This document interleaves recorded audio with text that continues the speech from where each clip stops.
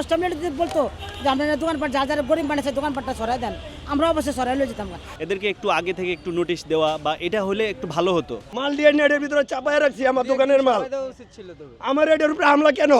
কিস্তি উঠে এগুলো করছে, কেউ জায়গা বিক্রি করে আনছে, কেউ গরু বিক্রি করে আনছে, কিন্তু অসহায় মানুষগুলো দেখেন না, কেউ নাই কিন্তু এখানে। কিছু কিছু সরাইছি, সপ্তাহ সরানোর জায়গা নাই। আমাকে তো ওরকম জায়গা থাকলে আমরা মাঠে দোকানদারি করি না। পোলা প্রতিবন্ধী পোলাটা লয়ে দোকানদারি করে ভাত খাই, দেন আপনারা এরকম অত্যাচার কেউ করে? যদি 10টা মিনিট যদি বলতো যে আপনারা দোকানপাট যারা গরিব বানিয়েছে দোকানপাটটা সরাই দেন, আমরা অবশ্যই সরাই লয়ে যেতাম। হ্যাঁ, তো সুযোগও দেয় না আমাদের সরার জন্য। সরাই তাইলে আর বাইরে মারে ধমকি দেয়, লাড়ি চটা লয়ে মারতে হয়, এটা কি কাজ? 20 বছর ধরে ক্যাম্পাসে আছে, আমি এরকম অত্যাচার দেখিনি কখনো না, কোনো কিছু বলে নাই। হ্যাঁ, যদি বলতো, যদি মাইক দিয়ে যদি ঘোষণা বলতো যে আপনারা দোকানপাট সরান, আমরা অবশ্যই সরাই নিয়ে যেতাম।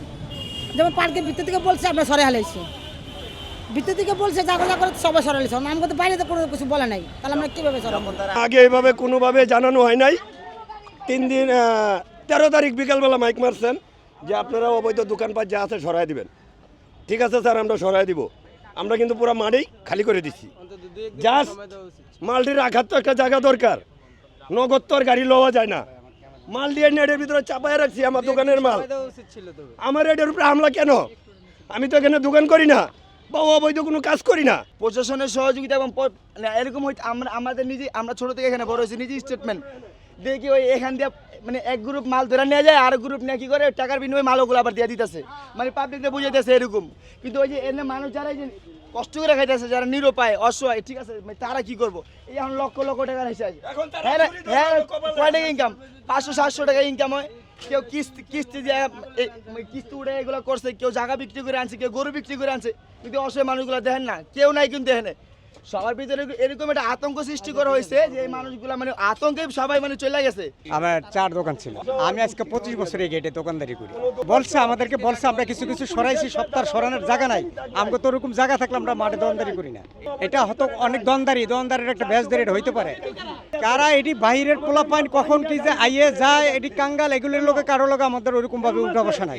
আমাদেরকে সময় দিছে, কিন্তু আমরা সময় কাবার দিয়ে পারিনি, কোথায় রাখবো, কি করবো না করবো। বান্ডেল থাকলে প্রতি সেনমানিতে টাকা বাঁচবে।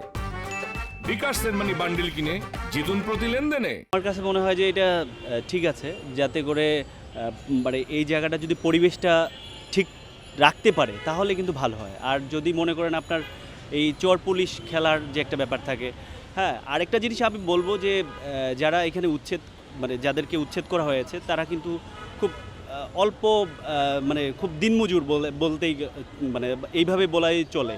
এদেরকে একটু আগে থেকে একটু নোটিশ দেওয়া বা এটা হলে একটু ভালো হতো, কারণ ওনারা কিন্তু এটা সরাই নিতে পারতো। ওনাকে আমি দেখলাম যে কেউ মানে তার দোকান সরিয়ে নিতে পারেনি, সো ওই জায়গা থেকে